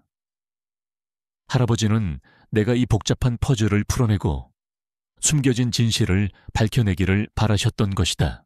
시간 종료 사회자의 목소리가 스튜디오에 울려 퍼졌다. 나는 펜을 내려놓고 고개를 들었다. 나의 숨은 가쁘게 몰아쉬었고 온몸에서는 땀이 흘러내렸다. 하지만 나의 눈은 그 어느 때보다도 맑고 또렷했다. 김진우는 비웃는 듯한 표정으로 나를 바라보았다. 어때 할 말이 없나? 역시 내까짓게 뭘 할 수 있겠어. 나는 마이크를 잡고 진우를 똑바로 응시했다. 아니요, 할 말이 있습니다. 나의 목소리는 놀랍도록 차분하고 또렷했다. 평생 이렇게 자신감 있는 목소리를 내본 적이 없었다. 나의 눈빛은 이제 더 이상 두려움에 떨지 않았다. 그것은 확신과 진실을 담고 있었다. 나는 이제 내가 왜 이 자리에 있는지, 그리고 무엇을 해야 하는지 명확히 알고 있었다. 나의 극한의 시험은 이제 막 시작된 것이었다. 나는 마이크를 든 채 김진우를 똑바로 바라보았다.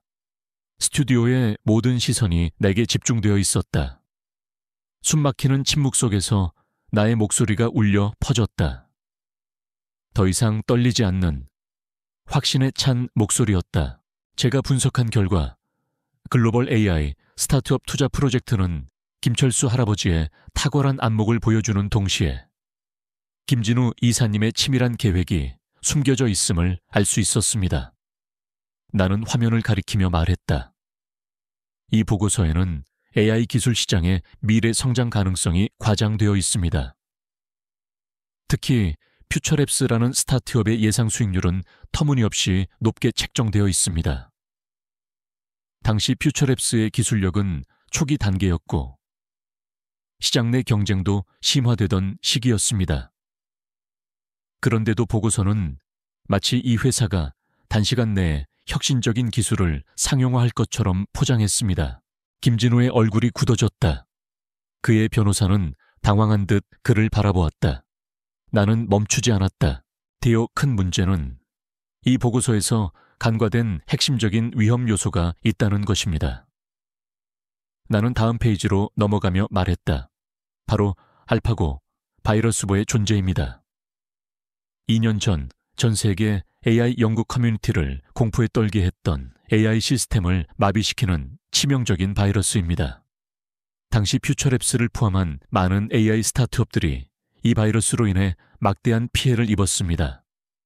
할아버지의 개인 노트에는 이 알파고 바이러스에 대한 경고와 함께 퓨처랩스가 이 바이러스의 가장 취약한 구조를 가지고 있다는 분석이 명확히 적혀 있었습니다. 나는 할아버지의 낡은 수첩에서 발견했던 내가 프로젝트 X라고 막연하게 생각했던 암호 같은 문구들을 떠올렸다. 그 암호들이 지금 이 순간 할아버지의 깊은 통찰력과 경고를 담고 있었다는 것을 깨달았다. 그는 나의 비범한 집중력으로 이 비밀을 풀어내기를 바라셨던 것이다. 하지만 이 보고서에는 알파고 바이러스에 대한 언급이 단 한 줄도 없습니다. 오히려 마치 그런 위험이 전혀 없는 것처럼 기술되어 있습니다. 이는 명백한 보고서 조작이며 투자자를 기만한 행위입니다. 김진우 이사님께서는 이 위험을 알면서도 의도적으로 숨기고 할아버지의 자산을 퓨처랩스에 투자하도록 유도했습니다. 그리고 그 투자는 결국 엄청난 손실을 가져왔습니다. 스튜디오는 술렁거렸다. 방청객들의 웅성거림이 점점 커졌다. 기자들은 펜을 든 채 나의 말 한마디 한마디를 놓치지 않으려 애썼다. 진우는 벌떡 일어났다. 무슨 말도 안 되는 소리야. 그 바이러스는 극비사항이었어. 네가 그걸 어떻게 알아? 그리고 내가 투자를 유도했다고 말도 안 되는 소리 하지 마. 그의 목소리는 격앙되어 있었다. 그는 이미 이성을 잃어가고 있었다. 극비사항이었다고요. 나는 진우의 말을 되받아쳤다. 그렇다면 이 보고서에 바이러스의 위험성을 명시하지 않은 이유가 무엇입니까? 게다가 이사님께서는 알파고 바이러스 확산 직전 퓨처랩스 관련 주식을 전량 매도한 기록이 있습니다. 그리고 그 매도 시점은 이 프로젝트에 할아버지의 자산이 투자된 직후입니다. 나는 화면을 전환하여 진우의 주식 거래 내역과 퓨처랩스 투자 내역을 대비시켰다. 날짜와 금액이 정확히 일치했다. 명백한 내부자 거래이자 고의적인 투자 손실 유도였다. 이는 이사님께서 알파고 바이러스의 위험성을 이미 알고 있었고 그 사실을 이용해 할아버지의 자산을 빼돌리려 한 명백한 증거입니다. 프로젝트는 성공할 수 없다는 것을 알면서도 마치 성공할 것처럼 꾸며 투자금을 유치한 후 바이러스로 인한 손실이 발생하기 직전에 자신은 재빨리 빠져나온 겁니다. 이로 인해 할아버지께서는 막대한 손실을 입으셨습니다. 이 프로젝트의 목적은 AI 스타트업 투자가 아니라 이사님의 사적인 이득을 위한 자금 유용이었던 겁니다. 나의 논리적이고 명확한 분석은 진우의 모든 변명을 무너뜨렸다. 그의 얼굴은 피가 모두 빠져나간 듯 창백해졌다. 그는 더 이상 아무 말도 할 수 없었다. 그의 눈에는 분노와 함께 체념이 스쳐 지나갔다.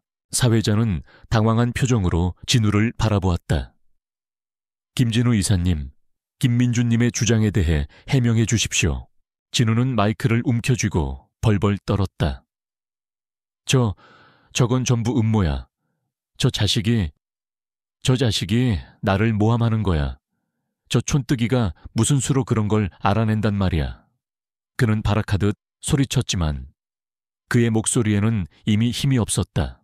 그때였다. 스튜디오 뒤편에서 갑자기 한 남자가 뛰쳐나왔다.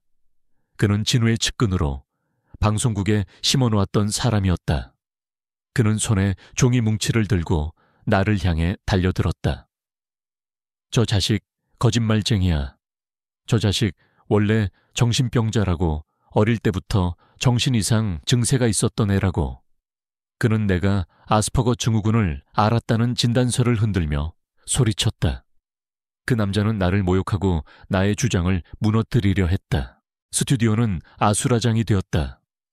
카메라 플래시가 터지고 방청객들은 경악하며 술렁거렸다. 진우는 이 틈을 타 나를 향해 소리쳤다. 봤잖아. 저 자식은 제정신이 아니야. 저런 애송이가 뭘 할 수 있겠어. 그는 나를 비난하며 최후의 발악을 했다. 모든 시선이 내게 향했다. 나는 심장이 멎는 듯한 고통을 느꼈다. 평생 숨겨왔던 나의 비밀, 나의 가장 큰 약점이 이렇게 공개적인 자리에서 폭로되다니. 나는 고개를 떨구었다. 다시 옛날처럼 세상의 비난과 조롱 속에 파묻히는 듯했다. 바로 그 순간 서진 변호사가 나의 어깨를 잡았다. 그녀의 손은 따뜻했고 그녀의 눈빛은 흔들림 없었다. 김민주님, 고개 드세요. 괜찮습니다. 그녀는 나를 격려했다. 그리고는 단호한 목소리로 사회자와 김진우의 측근을 향해 말했다. 이것은 명백한 인신공격이며 재판에 영향을 미치려는 의도적인 방해 행위입니다. 김민주님의 개인적인 병력은 이 재판의 핵심과는 아무런 관련이 없습니다. 하지만 이미 폭로된 비밀은 막을 수 없었다. 나는 눈을 감았다. 모든 것이 끝났다고 생각했다. 그때 내 머릿속에 할아버지의 음성이 들려오는 듯했다. 민준아, 숫자는 거짓말을 하지 않는다. 너는 진실을 볼 줄 아는 눈을 가졌다. 네 자신을 믿어라. 그리고 복돌이의 따뜻한 천이 떠올랐다. 나는 복돌이를 위해 이 모든 것을 시작했다. 여기서 무너질 수는 없었다. 나는 천천히 고개를 들었다. 내 눈앞에는 나를 비웃는 김진우와 혼란에 빠진 사람들, 그리고 나를 걱정스러운 눈으로 바라보는 서진 변호사가 있었다. 나는 마이크를 다시 잡았다. 나의 목소리는 침착했지만 그 어느 때보다도 강렬했다. 네, 맞습니다. 저는 아스퍼거 증후군을 앓고 있습니다. 나의 고백에 스튜디오는 다시 한번 정적이 흘렀다. 저는 남들보다 사회성이 부족하고 감정 표현이 서릅니다. 하지만 저는 이 증후군 덕분에 숫자에 대한 비범한 집중력과 패턴 인식 능력을 얻게 되었습니다. 저는 이 능력을 통해 복잡한 데이터를 분석하고 숨겨진 진실을 찾아낼 수 있습니다. 나는 나의 약점을 인정하는 동시에 그것이 나의 강점임을 당당하게 밝혔다. 나의 고백은 김진우의 측근이 흔들던 진단서의 의미를 완전히 뒤바꿔 놓았다. 이제 그것은 나를 비난하는 증거가 아니라 나의 특별함을 증명하는 상징이 되었다. 김진우 이사님께서 저의 학력과 경력을 문제 삼고 저의 병력을 폭로하신 이유는 제가 가진 숫자를 보는 능력이 두려웠기 때문일 것입니다. 제가 오늘 밝혀낸 모든 사실은 이사님의 비리를 증명하는 명백한 증거들입니다. 저는 제 능력으로 이 프로젝트 보고서의 조작과 이사님의 부당한 이득 취득을 밝혀냈습니다. 제가 아스퍼거 증후군을 가지고 있든 없든 제가 밝힌 이 진실은 변하지 않습니다. 나는 다시 화면 속의 보고서를 가리켰다. 이사님께서는 고의적으로 프로젝트의 위험성을 은폐했고 그로 인해 할아버지의 자산에 막대한 손실을 입혔습니다. 이는 단순히 유산 상속을 방해하는 것을 넘어 고인의 뜻을 훼손하고 재단을 사적인 이득을 위해 이용하려 한 명백한 범죄 행위입니다. 나의 마지막 발언에 스튜디오는 폭발적인 반응을 보였다. 방청객들 사이에서 박수가 터져 나왔다. 처음에는 웅성거리던 소리들이 점차 응원의 함성으로 바뀌었다. 기자들은 플래시를 터뜨리며 나를 찍었다. 그들의 눈빛은 이제 비난이나 조롱이 아닌 경외감과 존경을 담고 있었다. 진우는 무릎을 꿇고 주저앉았다. 그의 얼굴은 이미 패배를 인정한 채 모든 희망을 잃은 표정이었다. 그의 변호사는 당황하여 그를 부축했지만 진우는 마치 영혼이 빠져나간 듯 움직이지 않았다. 나의 승리는 단순히 법적인 승리가 아니었다. 그것은 나의 명예를 회복하고 나 자신을 세상에 당당히 드러낸 승리였다. 사회자는 흥분된 목소리로 말했다. 김민주님의 놀라운 분석 능력과 용기 있는 고백에 박수를 보냅니다. 우리는 오늘 이 자리에서 진정한 능력과 진실이 무엇인지 목격했습니다. 방송은 그렇게 종료되었다. 스튜디오의 조명이 꺼지자마자 서진 변호사가 내게 다가왔다. 그녀의 눈가에는 눈물이 고여 있었다. 김민주님, 정말 대단하십니다. 용기 내주셔서 감사합니다. 그녀는 진심으로 나를 자랑스러워하는 듯 했다. 나는 미소를 지었다. 어색하지만 진심이 담긴 미소였다. 나의 어깨에 놓였던 무거운 짐이 한순간에 사라지는 듯 했다. 나는 이겼다. 내가 나의 재능을 세상에 드러내고 진실을 밝혀냈다. 이제 더 이상 숨지 않아도 되었다. 세상은 나를 이상한 사람이 아닌 특별한 사람으로 바라보기 시작했다. 법정을 나서는 길, 수많은 기자들이 나를 에워쌌다. 그들은 내게 질문을 던졌지만 이번에는 비난이나 조롱의 질문이 아니었다.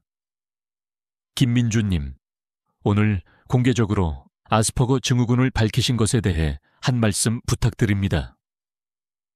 앞으로 김철수 회장님의 유산을 어떻게 사용하실 계획이십니까? 이번 재판의 승소가 김민주님의 삶에 어떤 의미입니까? 나는 서진 변호사와 함께 차에 올랐다. 창밖으로 보이는 도시의 풍경은 어제와 같았지만 나의 눈에는 모든 것이 다르게 보였다. 회색빛 도시가 이제는 빛나는 희망으로 가득 찬 곳으로 변한 듯했다. 나의 삶은 폭풍우를 뚫고 지나온 배처럼 이제 막 평화로운 항구에 도착한 듯했다. 그러나 나는 알고 있었다. 이것은 끝이 아니라 새로운 시작이라는 것을 할아버지의 유산은 단지 돈이 아니었다. 그것은 나를 세상 밖으로 이끌어낸 촉매제이자 내가 나의 진정한 가치를 깨닫게 해준 선물이었다. 그리고 이 모든 것의 시작은 내가 전혀 알지 못했던 할아버지의 거대한 유산, 200억 원 때문이었다. 방송국 스튜디오를 나서는 길은 내가 처음 법무법인 한성 로비에 들어섰을 때와는 완전히 다른 분위기였다. 더 이상 나를 비웃는 시선도 경멸하는 눈빛도 없었다. 대신 존경과 놀라움, 그리고 호기심 가득한 시선들이 나를 향했다. 기자들은 여전히 내 주위를 에워쌌지만 그들의 질문은 이제 나를 비난하는 것이 아닌 나의 특별한 능력과 앞으로의 계획에 대한 것이었다. 서진 변호사가 능숙하게 기자들을 응대하는 동안 나는 묘한 해방감을 느꼈다. 평생을 짓눌렀던 비밀을 세상에 드러냈지만 그로 인해 내가 더 강해지고 자유로워진 듯했다. 다음 날 아침 모든 신문과 뉴스 헤드라인은 나로 가득했다. 200억 유산 분쟁, 아스퍼거 천재, 김민준의 극적인 승리. 숫자가 증명한 진실, 편의점 알바생, 대기업 비리 폭로. 김철수 회장의 숨겨진 유산 천재 손자에게 계승되다. 세상은 나를 아스퍼거 증후군을 가진 천재로 불렀다. 나의 단점이라고 생각했던 것이 이제는 나의 정체성을 정의하는 특별한 강점이 되었다. 사람들은 나의 용기 있는 고백에 감동했고 나의 비범한 재능에 놀라워했다. 인터넷 게시판에는 나를 응원하고 지지하는 댓글이 넘쳐났다. 김진우는 나의 폭로와 언론의 집중 포화 속에서 완전히 몰락했다. 그가 저질렀던 자금 유용과 회계 조작, 그리고 내부자 거래 혐의에 대한 경찰 수사가 즉시 시작되었다. 내가 제시했던 구체적인 증거들과 서진 변호사가 준비한 자료들은 그를 꼼짝 못하게 만들었다.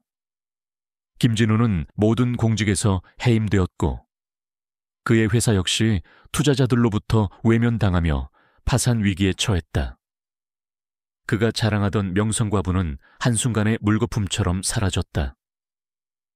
교도소에 수감된 그는 사회적으로 완전히 매장당했다. 그의 탐욕이 결국 그 자신을 파멸로 이끈 것이다. 물론 나를 오해하고 비난했던 사람들도 있었다. 그들은 진우의 거짓 선동에 속아 나를 비난했지만 나의 진실된 모습과 능력을 확인한 후에는 진심으로 사과했다. 김철수 회장님의 일부 친척들은 나를 찾아와 고개를 숙이며 저희가 너무 오해했습니다. 진우의 관계에 넘어갔습니다. 죄송합니다 라고 말했다. 그들의 사과에 나는 그저 고개를 끄덕일 뿐이었다. 내게 가장 중요했던 것은 그들의 인정이나 사과가 아니었다. 내가 나의 할아버지의 뜻을 지켜냈다는 사실, 그리고 나의 존재 가치를 증명했다는 사실이었다.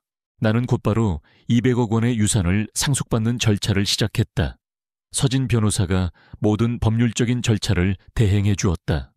하지만 나는 그 돈을 나의 개인적인 부를 축적하는 데 사용하고 싶지 않았다. 할아버지의 유언에는 창의적 기술 인재 발굴 및 지원을 위한 재단을 설립하라는 조건이 있었다. 나는 이 조건을 기꺼이 받아들였다. 아니, 오히려 그것이 나의 사명이자 새로운 삶의 목적이 되었다. 나는 서진 변호사와 함께 재단 설립을 위한 구체적인 계획을 세우기 시작했다. 재단은 단순히 돈을 지원하는 것을 넘어 나처럼 특별한 재능을 가졌지만 사회적으로 소외되었거나 기회를 얻지 못하는 젊은 인재들을 발굴하고 육성하는 데 중점을 두기로 했다. 나의 경험이 녹아든 재단이 되기를 바랐다. 재단 이름은 어떻게 할까요? 김민주님, 서진 변호사가 물었다. 나는 망설이지 않고 대답했다. 할아버지의 뜻을 기리는 의미에서 김철수 재단무로 하겠습니다. 서진 변호사는 환하게 웃었다. 좋은 생각입니다. 그리고 재단의 핵심 목표는 무엇으로 하시겠습니까? 저처럼 아스퍼거 증후군이나 다른 신경 다양성으로 인해 사회 적응에 어려움을 겪지만 특정 분야에서 뛰어난 재능을 가진 사람들을 돕고 싶습니다. 그들이 세상에 자신의 능력을 펼칠 수 있도록요. 나는 나의 진심을 담아 말했다. 할아버지께서 제게 그러셨듯이 저도 그들에게 기회를 주고 싶습니다. 서진 변호사는 나의 말에 깊이 공감했다. 김철수 회장님께서는 살아생전에 늘 숨겨진 보석을 찾고자 하셨습니다. 세상은 아직 발굴되지 않은 수많은 천재들을 놓치고 있다고 믿으셨죠. 김민주님은 그분의 가장 빛나는 보석이었고, 이제 김민주님께서 그분의 뜻을 이어받아 새로운 보석들을 찾아내시는 겁니다. 재단 설립 과정은 쉽지 않았지만 서진 변호사의 도움과 나의 열정으로 순조롭게 진행되었다. 우리는 재단의 투명한 운영을 위해 독립적인 감사위원회를 구성하고 전문적인 인력을 채용했다. 나는 재단의 이사장을 맡기로 했고 서진 변호사는 법률 고문으로서 재단을 도왔다. 재단 사무실을 꾸미는 날, 나는 책상 서랍 깊숙이 넣어두었던 낡은 가죽 수첩을 다시 꺼냈다. 이제는 그 수첩의 모든 암호 같은 기호들이 내게는 명확한 그림으로 다가왔다. 할아버지는 그 수첩에 자신의 꿈과 비전, 그리고 미래 기술에 대한 통찰력을 담아두셨던 것이다. 그리고 그 꿈의 실현을 내게 맡기셨다. 나는 수첩을 조심스럽게 어루만졌다. 왠지 모를 뿌듯함과 함께 할아버지에 대한 그리움이 밀려왔다. 어느 날 저녁, 재단 사무실에서 서진 변호사와 함께 야근을 하던 중이었다. 우리는 재단의 첫 번째 프로젝트에 대해 논의하고 있었다. 복돌이는 내 옆에서 골골거리며 잠들어 있었다. 김민주님, 회장님께서는 김민주님을 만나기 위해 오랫동안 노력하셨던 것 같습니다. 서진 변호사가 조용히 말을 꺼냈다. 회장님께서는 김민주님의 부모님이 돌아가신 후 직접 김민주님의 행방을 수소문하셨습니다. 김민주님의 어릴 적 교육 기록과 특이사항에 대해 면밀히 살피셨고요. 아마 그때부터 김민주님의 특별한 재능을 알아차리셨던 것 같습니다. 나는 놀라서 서진 변호사를 바라보았다.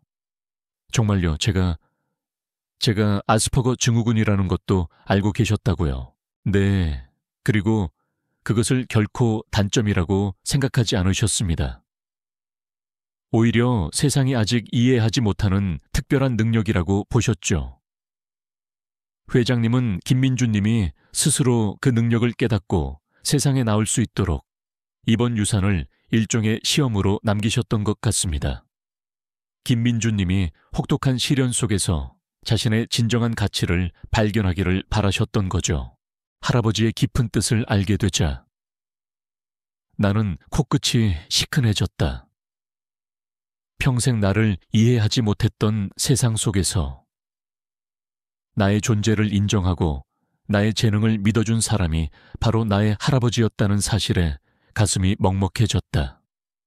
그는 내가 외롭고 불안정한 삶을 살고 있는 동안에도 나를 지켜보고 있었던 것이다.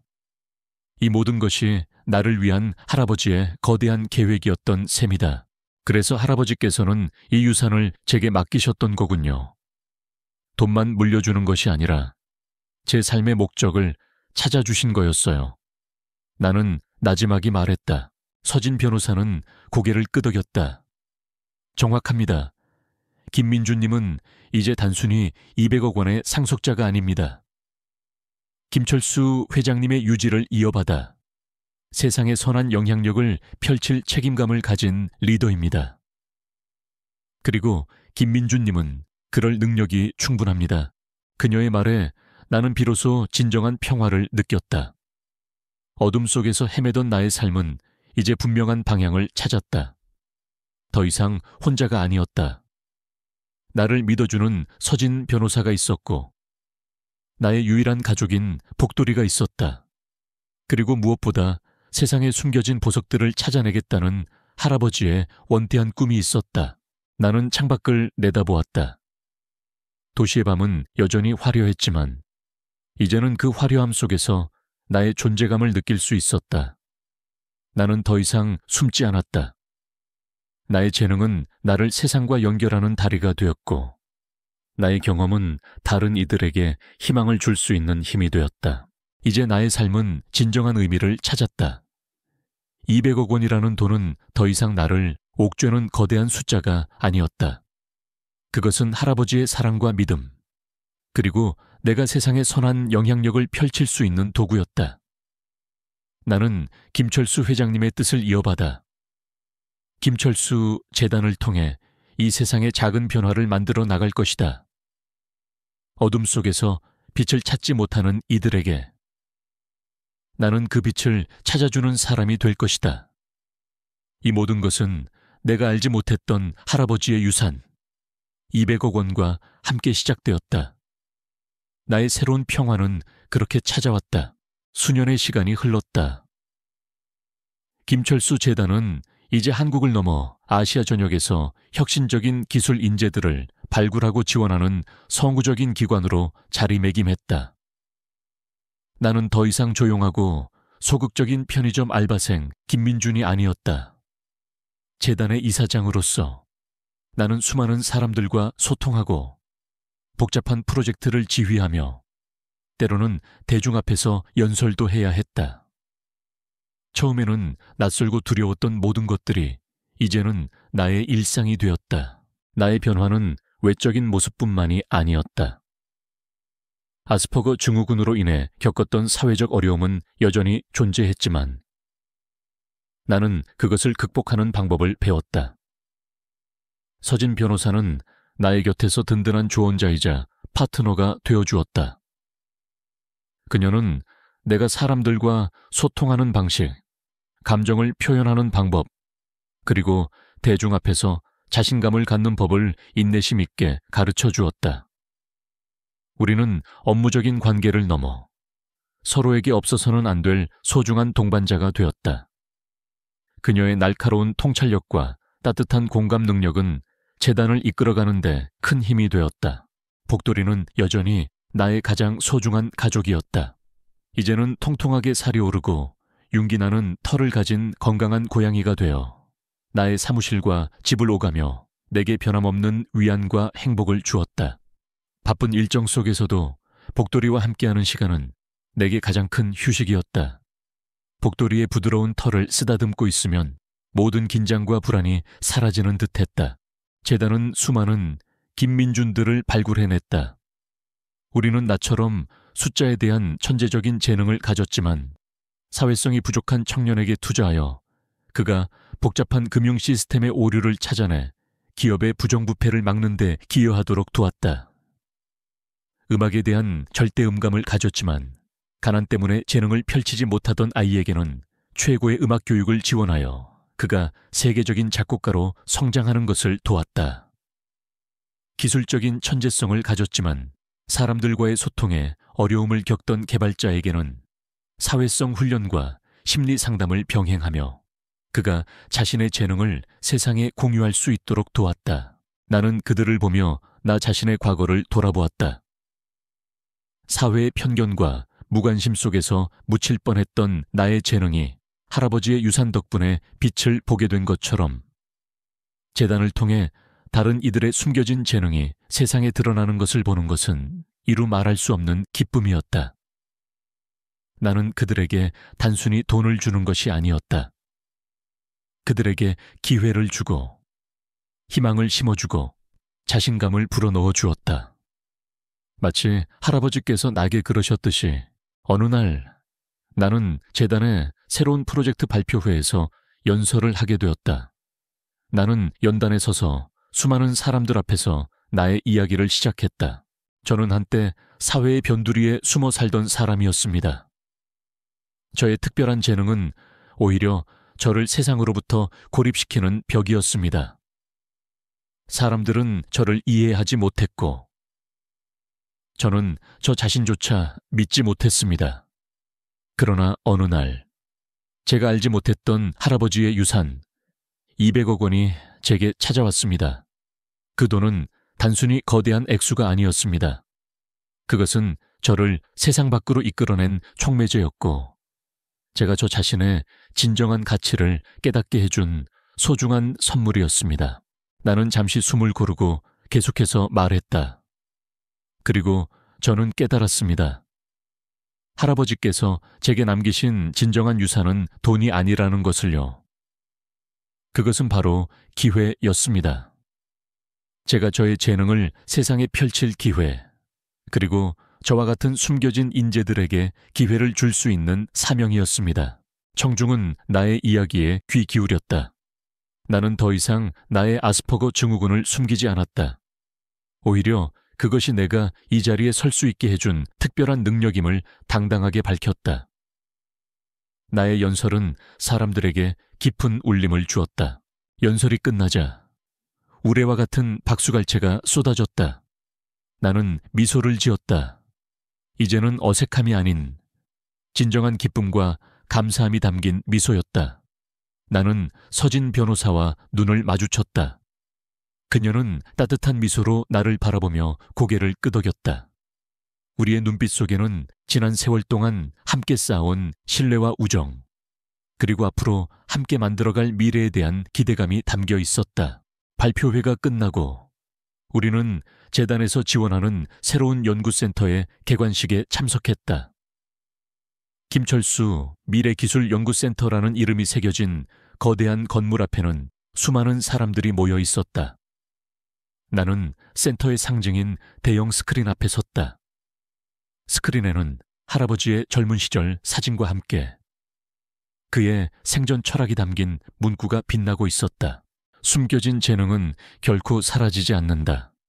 단지 발견되지 않았을 뿐이다. 나는 서진 변호사와 함께 개관을 알리는 테이프를 잘랐다. 센터 안으로 들어서자 어린 학생들과 젊은 연구자들이 흥미진진한 표정으로 최첨단 장비들을 다루고 있었다. 그들의 눈빛에는 호기심과 열정, 그리고 미래에 대한 희망이 가득했다. 그들은 내가 한때 꿈꿀 수조차 없었던 세상이 그들에게 열어준 가능성 속에서 마음껏 뛰어놀고 있었다. 나는 한 아이에게 다가가 말을 걸었다. 그 아이는 나와 비슷한 점이 많았다. 숫자에 대한 천재적인 재능을 가졌지만 또래 친구들과 어울리는데 어려움을 겪는 아이였다. 어떤 연구를 하고 싶니? 내가 묻자 아이는 수줍게 웃으며 말했다. 저는 로봇을 만들어서 저처럼 외로운 사람들에게 친구를 만들어주고 싶어요. 나는 아이의 말에 깊은 감동을 받았다. 나의 작은 행동 하나가 다른 이들에게는 거대한 희망이 될 수 있다는 사실에 가슴이 뭉클했다. 나는 아이의 머리를 부드럽게 쓰다듬어 주었다. 그의 눈빛은 맑고 순수했다. 센터를 둘러보던 중 나는 한 벽면에 걸린 커다란 사진을 발견했다. 그 사진 속에는 활짝 웃고 있는 할아버지의 젊은 시절 모습이 담겨 있었다. 나는 사진 속 할아버지를 바라보았다. 그분의 눈빛은 내가 처음 만났던 유산 상속 편지 속 이름과는 달리 따뜻하고 인자한 미소를 띠고 있었다. 할아버지, 감사합니다. 당신의 유산은 저를 살렸고 이제 저는 그 유산을 통해 다른 사람들을 살리고 있습니다. 밤이 깊어지고 나는 재단 사무실에 홀로 남아 창밖을 바라보았다. 도시의 불빛은 별처럼 반짝였다. 내 옆에는 복돌이가 평화롭게 잠들어 있었다. 나는 복돌이의 등을 부드럽게 쓰다듬었다. 모든 것이 변했다. 나의 삶은 더 이상 회색빛이 아니었다. 그것은 밝고 따뜻한 색깔로 물들어 있었다. 나는 낡은 가죽 수첩을 다시 꺼냈다. 수첩의 마지막 페이지에는 할아버지의 필체로 적힌 한 문장이 있었다. 진정한 유산은 물려주는 것이 아니라 성장시키는 것이다. 나는 그 문장을 가만히 응시했다. 그렇다. 할아버지께서는 나에게 단순히 돈을 물려준 것이 아니었다. 나를 성장시키고 나의 잠재력을 깨우쳐 주셨으며 세상에 선한 영향력을 펼칠 기회를 주셨다. 나는 책상에 놓인 서진 변호사와 나의 사진을 보았다. 우리는 함께 많은 것을 이루어냈다. 그리고 앞으로도 이룰 것이 많았다. 나의 삶은 이제 진정한 두 번째 봄을 맞이했다. 겨울의 혹독함을 이겨내고 피어난 꽃처럼 나의 삶은 더욱 아름답게 피어날 것이다. 할아버지의 유산 200억 원은 나의 인생을 송두리째 바꾸어 놓았고 나는 그 돈이 가져다준 변화를 통해 이 세상에 작은 희망의 씨앗을 뿌리는 사람이 되었다. 나의 이야기는 여기서 끝나는 것이 아니라 앞으로 피어날 수많은 숨겨진 재능들의 새로운 시작이 될 것이다. 여러분의 삶은 어떠신가요? 혹시 여러분 안에 숨겨진 200억 원의 가치를 가진 재능이 있지는 않으신가요? 어쩌면 여러분의 삶을 뒤바꿀 작은 편지 한 통이 이미 여러분 앞에 놓여 있을지도 모릅니다. 그것이 무엇이든 두려워하지 말고 용기를 내어 세상 밖으로 나오세요. 여러분의 두 번째 봄은 바로 지금 시작될 수 있습니다. 오늘 이야기가 여러분에게 작은 울림이 되었기를 바랍니다. 다음 이야기에서 또 만나요.